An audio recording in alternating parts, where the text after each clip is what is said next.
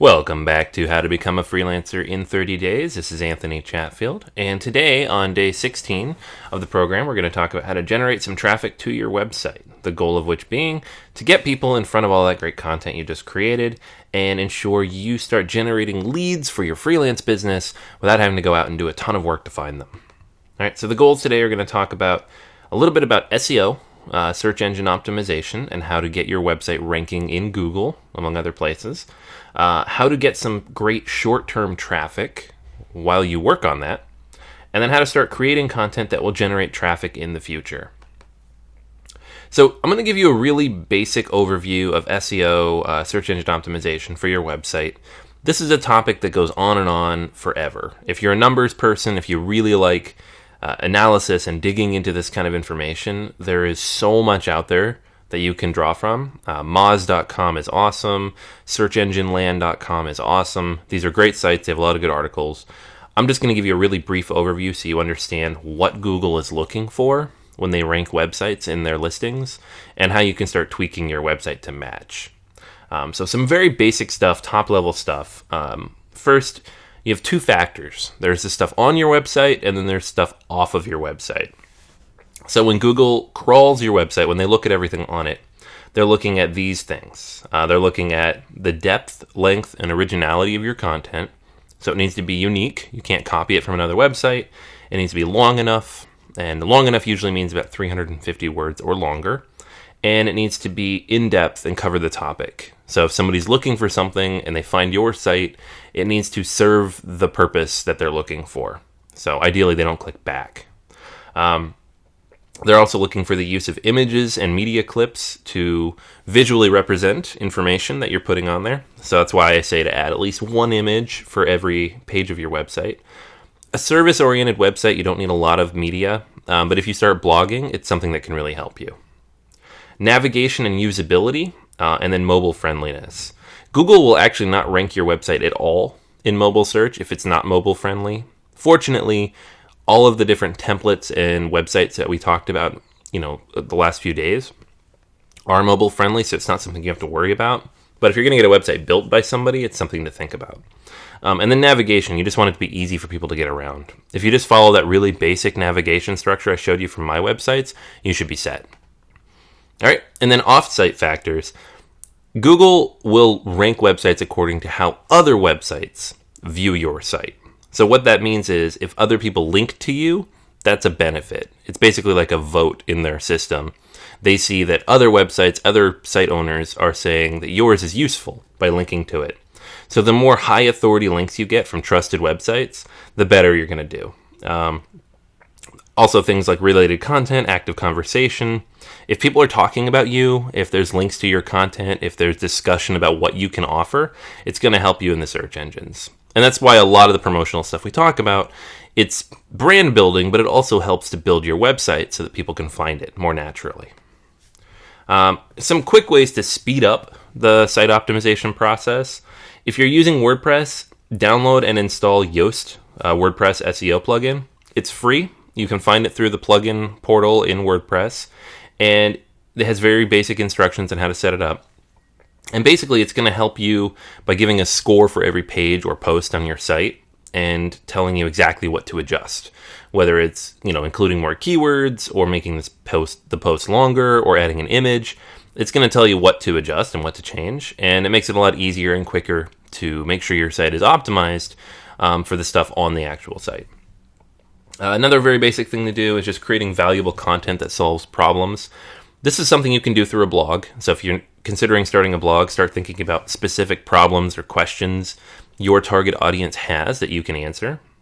And then finally, you can get a quick audit from a lot of different services, but the two I like are Raven Tools, which is an SEO reporting tool, or HubSpot, which does kind of a more general marketing score, but they will give you some SEO data. Both of those are free. Just search for the Raven Tools audit or HubSpot marketing score, and the pages will show up, and you can run your site through them real quick. Now, the content generation part. This is probably the easiest way to get your site ranking. If you do all the basic stuff, if Yoast SEO says that your site looks good, the only thing you really have to do from there is create good content on a regular basis. So The goal here is to provide useful content that solves problems, is unique, is well written, is long enough, and do it regularly. So I like to recommend every week at a bare minimum. That's a lot. It is a lot, but keep in mind that all that content's going to build up over time and start to snowball. The more content you have, the more people will find, and the better your site will perform. So try to find some way to create new content every week. If you're not a writer, it doesn't have to be written content. It can be a video or a slide share or even a podcast. Just make something that you can release every week. Sharing content can be done through social media accounts. It can be done through direct outreach. Add it to the link in the footer of your email. Distribution and aggregation. There's a lot of websites out there where you can submit content. Places like Digg or StumbleUpon or Reddit. Forums in your industry. These are all places where you can submit content and people will share it and discuss it. And video and SlideShare recreations. This is a very easy way to take content you've already created and tweak it a little bit and submit it to YouTube or SlideShare or Vimeo, and people can review that content, share it. They find links back to your website. Very easy, quick, simple SEO win for you. You get new content out there, and you also get new people finding it. All right. And then any kind of content you produce, make sure it has a clear call to action, telling people what you want them to do after they read it, whether it's contact you or download a book you wrote or go to another page and listen to something you recorded. And then have an email list on there so people can sign up and get new information from you as they go. All right. On the other side of things, generating links to your website, there's a few very basic things you can do, and it gets much, much, much, much more complicated than this.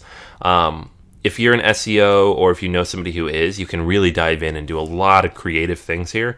But this is the very basic stuff, just so you know what I'm talking about. The goal here is to get authority backlinks from high-ranking sites.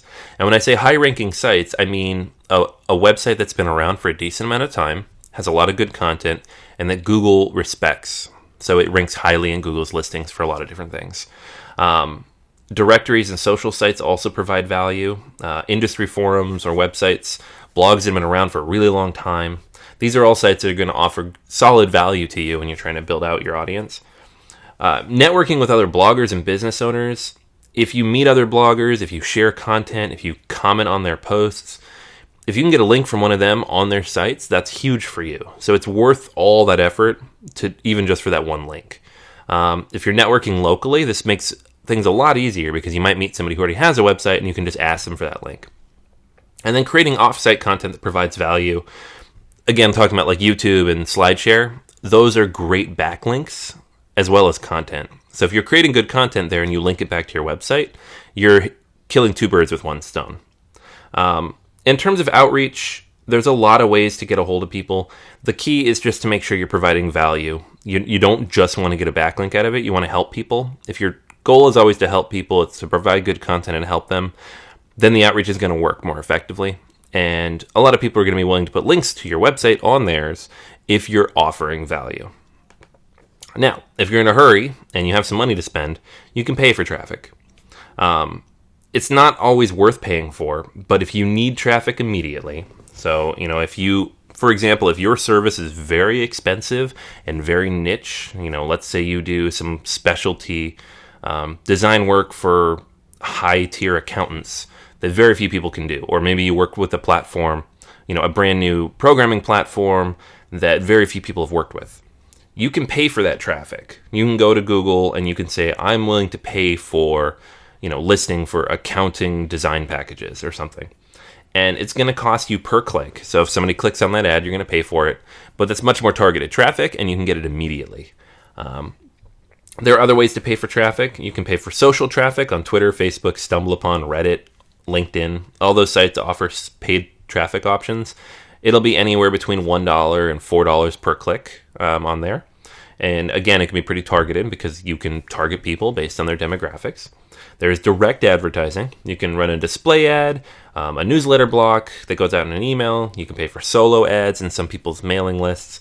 There's a lot of places to do that. If you go to buysell-ads.com, you can find a lot of display ad options. Or if you go to Warrior Forum, there's a lot of people who sell space in their newsletters. And as a freelancer, selling to marketers and online entrepreneurs is a great way to get started because they all need what you offer. And then retargeting. Once you start advertising, or once you get a decent amount of traffic to your website, you can start retargeting.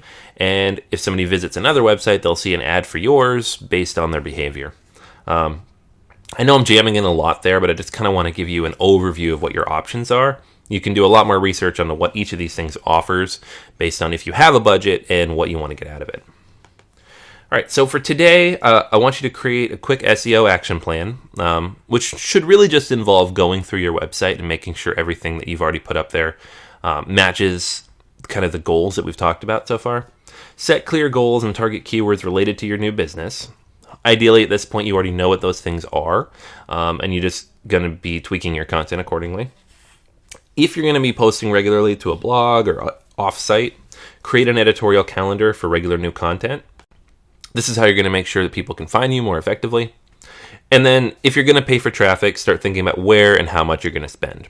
All right, so that's everything for today. If you have any questions or need any additional information on anything we talked about in today's presentation, give me a shout out here in the comments or contact me directly. And if you haven't yet, make sure to leave a review and comments for the program as a whole.